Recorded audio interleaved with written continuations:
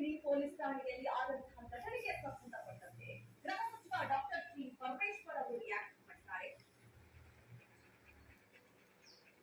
ನಮ್ಮ ರಾಜ್ಯದಲ್ಲಿ ಉತ್ತರ ಪ್ರದೇಶದಲ್ಲಿ ಬುಲ್ಡೋಜರ್ ತೆಗೆದುಕೊಂಡು ಮನೆ ಕೆಡುವಂತಹ ರೀತಿಯ ಪರಿಸ್ಥಿತಿ ಬಂದಿಲ್ಲ. ಈ ಪರಮೇಶ್ವರ್ ಹೇಳಿಕೆಯನ್ನು ಗಮನ ಆ ಮಟ್ಟಕ್ಕೆ ಹೋಗಿಲ್ಲ. ಹಾಗೆ ಮಾಡುವುದಕ್ಕೆ ನೋಡೋಣ, ಶಾಂತಿ ಕಾಪಾಡುವ ನಿಟ್ಟಿನಲ್ಲಿ ಕೈಜೋಡಿಸಿ ಅಂತ ಮನವಿ ಮಾಡಿದ್ದಾರೆ. ಪೊಲೀಸರ ಕೆಲಸದ ಬಗ್ಗೆ ನಾನೇನೇ ಹೇಳಿದ್ರು ಉತ್ತರ ಕೊಡಲ್ಲ. ಏನ್ ಕೆಲಸ ಮಾಡಬೇಕೆಂದು ಪೊಲೀಸರಿಗೆ ನಾನು ಹೇಳ್ತೀನಿ. ಬೇಸಿರುವ ವಿಚಾರದಲ್ಲಿ ರಾಜಕೀಯ ಮಾಡೋದು ಸರಿಯಲ್ಲ.